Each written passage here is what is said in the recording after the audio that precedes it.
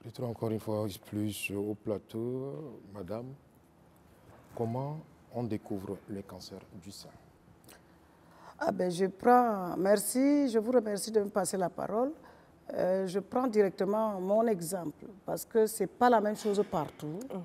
Moi, j'ai commencé normalement, le corps, quand vous suivez votre corps, en réalité, pour découvrir qu'on est malade, c'est quand on a les oreilles proches du corps. Alors, j'ai commencé à souffrir des maux d'estomac très atroces, très violents, parce qu'au départ, je n'avais pas ça. Et même quand je buvais de l'eau, j'avais mal à l'estomac. Alors, je n'ai pas compris, j'ai commencé à soigner l'estomac. Mais il fut un matin, je vais prendre mon bain, je vois mon sous-vêtement tacheté de sang au niveau du point de ma melon. Alors, je me dis, ce moustique-là qui vient là, il me prend au niveau du bout de sein. Il n'a pas pu partir même avec mon sang, tant pis. Alors, le lendemain, le rayon, le diamètre maintenant est un peu plus large. J'ai dit, ça a poussé, j'ai dit, mais ça, il s'agit de quoi? Ça dure, je vois encore, ça mouille maintenant mon soutien. Alors j'ai dit, non, il y a quelque chose qui ne va pas. Je vais donc vers mes voisines, je leur demande que moi, voilà ce que je vis. Est-ce que vous avez vécu ça? Et certaines me disent oui, d'autres. Et moi, je n'ai pas enfanté, je n'ai pas procréé. Alors je lui disais que non, peut-être c'est la tétée. À quel moment est-ce que ton mamelon saignait? J'ai dit non, peut-être l'enfant t'aurait croqué, peut-être des crevasses comme ça. Alors moi, j'ai commencé donc à me renseigner. J'ai dit, où est-ce qu'on doit aller se consulter avec ce genre de situation? On m'a dit des gynécologues. Mais bien avant ça, j'ai commencé par prendre amoxicilline. Moi-même, je me suis prescrite des médicaments. Mais quand je prends amoxy, ça s'arrête. Et quand j'arrête avec amoxy, ça recommence. J'ai dit non, je m'en vais. Alors je commence donc à faire, c'est vraiment une course, hein, cette histoire. Et je commence à courir, je vais chez tel gynécologue, on me dit, il est en mission, l'autre il est en séminaire. Je dis, j'ai fait la ronde de 7 gynécologues, personne n'était disponible. Alors je dis, ça c'est quelque chose qui va me tuer. Parce que quand on commence comme ça, on va me tuer. Et quand tu as des trucs comme ça, moi je réside au village. Je suis partie camper dans mon village. Elle me dit que toi là, on est en train de vouloir te tuer. Hein? J'ai dit non. On ne va pas me tuer. Parce que je ne sais pas quand est-ce que la personne m'a eu pour me tuer et je n'ai pas ça dans ma tête. Si je mets ça dans la tête, c'est là où ils vont me tuer. Alors moi, je sais que j'ai assez d'hormones, de progestérone. Ça n'a pas été dispensé. Et mon gynécologue qui me suivait me disait souvent, tu es submergé d'hormones et quand tu vas à un certain âge, ça pourra te perturber. Il faudra revenir, si tu as des problèmes au niveau de l'utérus, on va arracher. Donc moi, je savais que j'aurais des problèmes au niveau de l'utérus. Je ne savais pas que c'était en haut plutôt. Alors, je tourne, je vais dans une clinique, il me touche là. Son épouse, il consulte avec son épouse. Je dis, le monsieur là ne va pas bien me toucher. Sa femme va dire qu'il touche les seins d'une femme. Alors, je suis sortie de là, pas convaincue. Alors, on m'a amené encore chez un papa. Il avait des vieux appareils, une clinique très sale. Je dis, ça, c'est même pas la santé. Je vais là, je lui dis que je prends amoxy, ça coupe. Il m'ajoute un autre produit. Je rentre, c'est la même cérémonie. Donc, je reviens et il dit, attendez, il enlève la blouse. Je dis, mais tu ne vas pas travailler sans blouse, tu n'es plus docteur. Et il laisse. Il malaxe les seins. Ça là. Cet examen-là, ça peut péter le cerveau. Ça faisait mal? J'ai dit, il va point par point avec l'os, il piétine mon sein là, tout le sein là. C'est l'expérience. Oui, il a malaxé ça. Il dit, quand je parle comme ça, c'est comme si j'ai besoin d'aller aux toilettes. Oui. Alors maintenant, il me dit, après j'entends tic, tic, tic, tic. C'est les machines. Il a trouvé quelque chose. 0,02 mm. Une petite boule là-bas. Une boule. Une boule, c'est le début. Mais est-ce que ça bougeait? Rien, il n'y avait rien. C'est resté intact? Oui, c'est un truc qui, c'est pas possible. 0,02 mm, c'est n'importe quoi. Et avec les symptômes, est-ce que vous ressentez la douleur? Non, non, mais je ressentais une certaine lourdeur. Bon, il y a des picotements quand même. Ok. J'avais des picotements. Donc ça vibre un peu. Oui, ici en bas, j'avais un truc qui venait me sucer et ça lâche, quelque chose comme ça. Ça vient sucer. Et c'est ça- intense? Oui, c'est intense. C'est très fort, mais c'est... Et la entrecoupé. douleur, comment?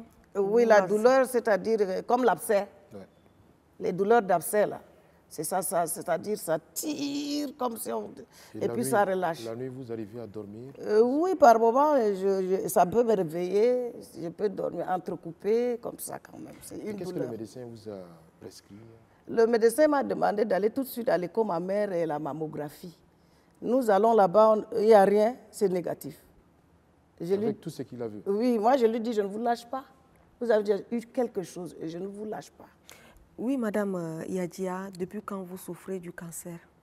Je peux dire probablement, ça fait 8 ans maintenant. Et 8 ans... Du commencement jusqu'à l'ablation. Là. Est-ce que vous pouvez nous Jusqu'à expliquer aujourd'hui. les étapes ayant conduit jusqu'à nos jours? Oui, moi, j'ai commencé d'abord par ces consultations. Après un temps, moi, je voudrais quand même tout dire, hein, sans rien cacher, parce que la médecine aussi, par moment, on n'est pas content quand on dit quelque chose, mais c'est une réalité quand il s'agit du cancer. Oui, il faut le dire pour sauver Oui, d'autres parce que femmes si on veut également. sauver, je dois dire toute la vérité. Moi, le saignement s'est coupé parce qu'il y a la voisine de ma petite sœur qui avait perdu son mari, mon enfant que j'ai élevé. Elle a une voisine qui me dit que, attends, je connais quelque chose. C'était l'aloe vera, le whisky et le miel. Mais elle est partie tout chercher ça. C'est traditionnel? Oui, elle m'a dit d'aller acheter le whisky. J'ai dit, je n'ai jamais acheté le whisky. Je me dis, il y a un début à tout. J'entre dans une boutique, on me dit, il y a le whisky. C'est une petite bouteille comme ça. Elle vient donc, elle écrase, elle mélange. Et la posologie, c'était de prendre 2 cuillères matin, 2 cuillères le soir. Quand c'est mélangé? Oui, quand c'est mélangé. Moi, j'ai dit, je suis très costaud de là. Je prends 4 matin, 4 midi, 4 soir. Oh là Ça, là. c'est fort. C'est vrai, je l'ai pris comme ça. Parce que quand une fois, tu as ce truc dans la tête, Ouais. ton cerveau, il chamboule. Ouais. Vous voyez, maintenant, au bout de 3 jours, il y a eu une masse qui s'est formée. Je ne saignais plus, mais il y a eu une boule dans mon sein. Ouais. C'est-à-dire, ça s'est... Élargir un peu. Oui, ça s'est récapitulé. C'est-à-dire, ça s'est entassé. Voilà, c'était une première. Alors, cette fois-là, 2 semaines après, je vais à l'hôpital, je trouve qu'un des gynécologues, il était à la garnison, un militaire. C'est un anglophone, il était déjà rentré. Voilà la première étape. Je vais donc, je pensais que j'avais affaire déjà au médecin. C'était son assistant, là où on prend les paramètres. Il me malaxe d'abord les seins. Après, je lui dis que bon. Il me dit, madame, c'est après, il me dit, madame, est-ce que vous avez rendez-vous? J'ai dit, avec qui? Il dit, avec le gynéco. Il dit, vous êtes qui? Il dit, et qui vous a dit de malaxer mes seins? Alors, je m'assois là, il y a une femme là, je lui demande, le bureau même du docteur est où? Elle me dit, regarde les femmes qui passent là, suis-les. Il voulait vous annoncer quand même la nouvelle. Oui, je les suis, je m'en vais là-bas. J'étais parmi les 3 premières. Je m'assois, on me demande, madame, est-ce que vous avez rendez-vous avec le docteur? Je lui dis oui. Elle regarde, elle dit, madame, vous n'êtes pas dans la liste. au rendez-vous. J'ai dit d'accord. Je m'assois là. Je reviens comme toute bonne africaine. Ouais. Surtout Je viens changer tout ce qui est dans mon carnet. Je remets le carnet. J'ai dit, prends le carnet quand même, on ne sait jamais. Elle dit, cette femme-là, tu veux même quoi? Tu n'as pas rendez-vous. Je lui ai fait ça. Elle dit, il faut regarder de quoi je souffre. Je souffre beaucoup. Oui. Oh là Elle voit là. ce qu'il y a dans le carnet. Elle Elle rentre avec mon carnet. Parmi les 3 premières, là, moi, on m'appelle. C'est là où le docteur me dit que, madame, il y a une masse, on doit t'opérer. J'ai dit, d'accord. Est-ce que vous avez les moyens? J'ai dit non. J'ai dit, ça coûte combien? Il dit 350 000. Je lui dis... Ici à la garnison? Oui, de Garoua. Je lui dis, bon, mais je n'avais que 250. Elle me dit, non, madame, je veux bien vous traiter. J'ai dit, ça n'a pas de prix. Je suis d'accord. Alors, je viens donc.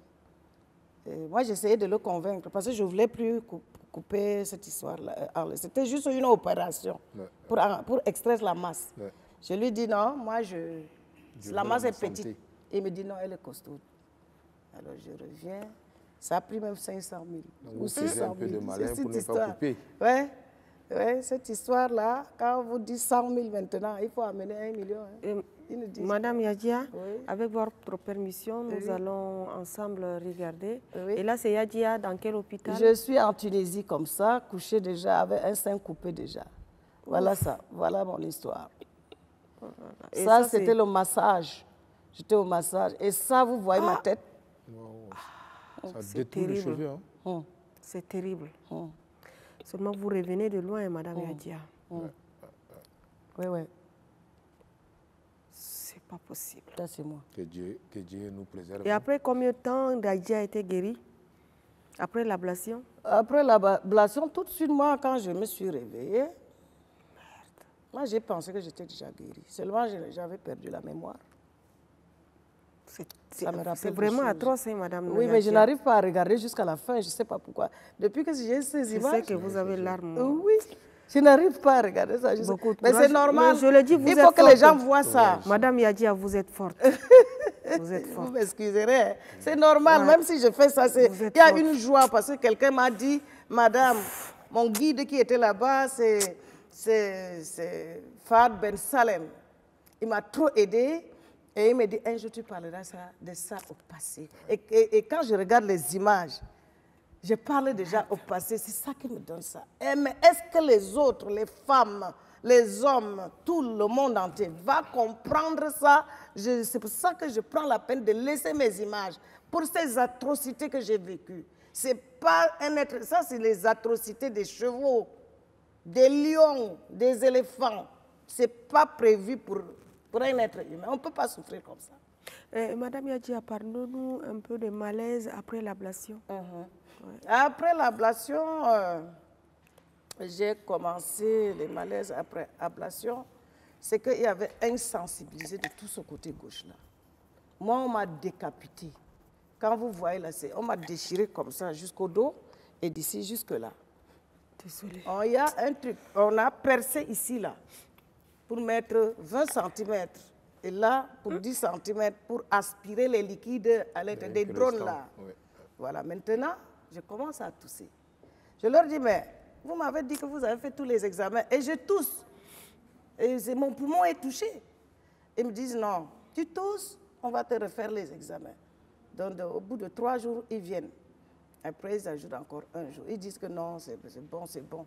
Alors, le jour qu'ils viennent donc, ils me disent ceci. Ils me disent qu'il faut tousser. Pourtant, tu ne peux pas tousser. Quand tu as fait ça, tu ne peux pas tousser. Tu n'as pas même la force de tousser. Ils me disent qu'il faut tousser. Je leur dis, bon, je vais maintenant bien donner le crachat là pour qu'on aille faire bien les examens. C'est ça. Je tousse. Et moi, je savais Malgré la plaie. Ouais. Et puis, je suis couchée, le bras là. On met 3 coussins là. Le bras là est suspendu. Hein.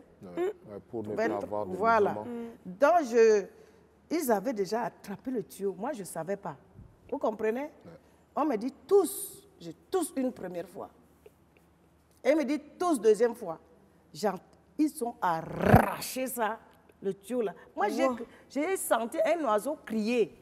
C'était mes cris, je ne savais pas que c'est moi qui avais crié. Alors, je vois un fil là, un tuyau là, avec des fils, les fils de suture interne. Donc, on arrache ça de force. Et là, je dis, j'entends crier. Je dis, l'oiseau est entré ici ou c'est comment? Mon Dieu. Mais pourquoi ils ont touché, ils ont enlevé par la C'est comme ça, c'est la seule formule pour faire enlever ça. Ouais. Bien. Il n'y a pas une autre technique pour enlever? Ils n'en ont pas encore parlé, peut-être. Et puis maintenant, on me dit, il faut encore arracher. J'ai dit, je ne tousse plus. Ils se sont mis à rire. Ouais, j'ai dit, je ne tousse plus. Non, mais imagine la douleur avant, mais oui, tu vois, dit, le fait qu'elle tousse plus. Ils se sont mis à rire, ils ont dit qu'ici, ce n'est pas grave, tous quand même. Alors j'ai dit, mouiller, c'est mouiller comme chez nous. Alors j'ai toussé, ils ont arraché. Alors les douleurs se sont installées à un certain moment quand l'anesthésie est finie et tout. Même les comprimés ne me disaient même plus. J'étais comme ça avec des lampadaires partout sur moi dans ma chambre. Que vous voyez là, il y avait les lumières partout. Mais je dis, je n'aime pas l'obscurité. Allumez, je n'aime pas l'obscurité. On me disait que mais il y a tout là, mais moi j'étais dans le noir. Oui, Madame Betty Lassiri, mais qu'est-ce que vous avez prévu pour ce concert du 4 octobre? Ce concert du 4 octobre, j'ai prévu d'abord le live de danse Bloom de chez moi culturel, mais il y a une table ronde par rapport au cancer. Danse Bloom, c'est-à-dire? Pardon? La danse Bloom. La danse des femmes Moundang. Ah, d'accord. C'est la danse des femmes Moundang. Moundang de Goy Goudoum. De Kaele. Kaele, ok. Oui, de Kaele, Boboyo, Lara. Voilà, donc c'est ça que j'apporte. Voilà. J'encadre ce groupe de danse depuis plus de 15 ans, hein, plus de 20 ans même, si je peux le dire. Depuis 2018, c'est 1918 que j'encadre ce groupe. C'est un groupe privé. Alors, ce 4 octobre, il y aura donc en partie des explications, en tout cas la sensibilisation sur le cancer du sein, et sur la prévention surtout. Mais qu'est-ce qui vous a motivé de sortir une chanson allant dans le sens sensibiliser les femmes pour éviter ça, le risque de cancer? Parce que tout chemin mène à Rome. Moi, je suis restée 6 mois, on m'avait sensibilisée, puisque les gens parlaient du cancer à côté de moi. Ça ne disait rien. Moi, je ne savais pas que ça allait passer devant ma porte. Moi, j'entendais qu'une tante est morte de cancer. Et moi, ça ne disait rien du tout. Parce que j'avais mon beau-frère qui disait que sa petite soeur, sa grande soeur est morte de cancer. Et que c'est le sein. Et j'ai oublié que j'avais un sein aussi. Mais ça ne m'a même pas amené. Et par moments, il y a des périodes naïves d'un être humain dans la vie. Il y a des moments où tout ce qu'on va dire, on va te dire, il ne faut pas poser la fleur là, ici, mais tu ne comprendras pas. Et moi, je ne savais pas. C'est-à-dire, c'est venu comme, je ne sais pas, moi j'ai dit non, Dieu voudrait à travers moi passer un message. Et c'est ça qui me motive à passer le message. Parce que chacun a des manières de passer des messages. Moi, je suis convaincue que je vais passer ce message et ça va sauver une vie. Oui, Madame Yadia, pour ce concert, est-ce que vous avez eu également à travailler avec l'association qui lutte contre le cancer? Je suis arrivée, je suis allée directement. Avant que je n'arrive, j'avais déjà contacté le docteur Palouma Manikassé. Et depuis, nous sommes ensemble. Ils m'ont donné la main, je leur ai donné la main ensemble. On va voir ce qu'on peut faire. D'accord. Madame, peut-on vivre 20 ans avec le cancer? Moi, je pense qu'on peut vivre plus de 20 ans avec le cancer. Seulement, à un certain moment, il faut savoir que tu n'as plus une vie comme les autres. Et pourquoi? Oui, parce que je ne peux pas manger comme les autres. Je ne peux plus... il y a beaucoup de choses que... Ma vie a été retournée autrement. Mais elle n'est pas mal. Et il faut des sacrifices pour arriver là où je fais les choses. Parce que, premièrement, je fais des cures alimentaires, c'est-à-dire tu bloques 45 jours. Tu ne manges rien qui va au feu. Je dis bien rien qui va au feu. Rien que crudité. Que de légumes. Oui, que de fruits, les jus de fruits, les salades, les crudités, et voilà. Est-ce que le sucre peut... Non, le sucre, c'est l'aliment numéro 1 du cancer, du virus de cancer, le sucre industriel. Mais j'ai ma manière, je prends la canne à sucre, je pile, et puis j'extrais le jus, et je fais stériliser, je garde pour sucrer aussi mes aliments. Et ce n'est pas facile. Quand je vis tout récemment dans les réseaux sociaux, il y avait une femme, elle a perdu tout, le 200. Mais elle a des enfants, elle vit en paix. Donc, est-ce que c'est le même cas? Il y a aussi l'entourage. Comme maintenant, moi, je ne suis pas encore libre parce que je suis isolée. Et j'ai compris qu'il fallait d'abord rester seul parce que sinon, vous devenez plus capricieux. Moindre malentendu, ça vous fait chambouler, ça vous balance de l'autre côté. Et j'ai appris à dire non et à dire oui. Parce qu'avant, tu pouvais dire oui, et tu ne connais même pas. À dire non, tu ne connais pas. Mais tout de suite, j'ai une ligne de conduite. J'ai une ligne de conduite de vie. Donc, quand je sais que ici, ça peut me dégrader, et tout de suite, j'arrête. Oui, Madame Yadia, est-ce que vous avez un message pour le concert? Oui, j'ai un message pour le concert. Je voudrais dire que je viens de loin. J'ai traversé des frontières. Je suis promotrice culturelle. Je veux parler du cancer du sein de moi, de mes yeux à vos yeux, de ma bouche à vos oreilles. Je voudrais que vous veniez massivement. Pour moi, je pensais même qu'on devrait me recevoir au stade, mais ça viendra. Je voudrais que vous veniez m'honorer parce que je suis Kakayo, Mamreyanyo, affaire pour Gonziba, qu'on connaît partout sur les réseaux sociaux. Et c'est le moment de venir prendre la chaleur de Mamreyan et de venir vivre le talent de la femme Mounda et de venir écouter une malade que je suis. Voilà, c'est très important. Une victime qui va témoigner. Une victime, une survivante. Voilà. Et surtout, Madame Yadia, les mots me manquent depuis que vous avez commencé par expliquer. Ce n'est pas facile, mais je le répète toujours, vous êtes forte, Madame Yadia. Beaucoup de femmes n'ont pas pu supporter, elles ont succombé. Mais vous, vous avez ce moral, vous témoignez, c'est déjà pas mal. Nous prions toujours le bon Dieu de vous guérir totalement. Merci. Que vous soyez l'exemple de ces femmes qui souffrent en silence. Merci beaucoup. Car je suis aussi une femme. Oui, oui. Je ne sais pas ce qui peut m'arriver demain. Effectivement. Mais avec votre permission, nous allons suivre ce clip. Merci. Merci beaucoup.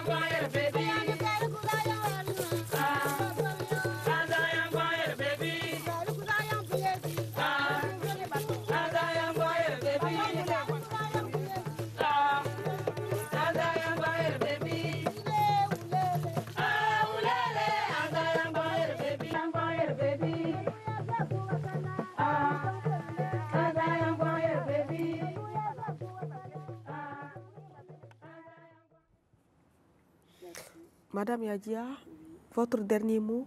Mon dernier mot, je veux dire, soyons ouverts à cette histoire que je raconte.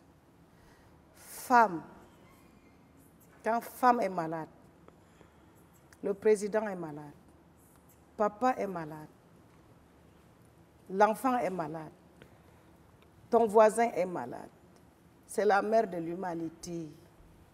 J'ai des mots qui vont me manquer ici pour parler. J'ai dit, on n'achète pas le courage. On n'achète pas la compréhension.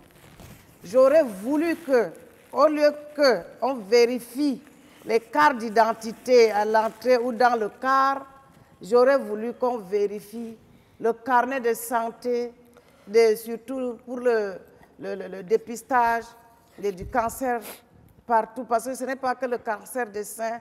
Et je vais vous dire, quand on dit déjà cancer, la porte de sortie, ce n'est pas facile. Je viens ici crier, j'ai traversé, je viens crier ici. Je crierai partout dans le monde. S'il vous plaît, je vous demande pardon. Essayons d'aller vers la prévention. En octobre, c'est gratuit. Même si ce n'est pas gratuit, essayons-le. Et mon dernier mot encore, va vers les chefs d'État, va vers les autorités administratives, va vers le ministère de la Santé de pouvoir équiper des centres d'imagerie pour permettre aux gens de faire des dépistages gratuits pour le cancer. Tu ne sais pas quand est-ce que ça arrive devant ta porte. Moi, ça m'a surpris. Je te demande, ne te laisse plus faire prendre par ça. Je vous remercie. Merci infiniment, Madame Yadia. Que Dieu vous bénisse et qu'il vous assure une parfaite guérison.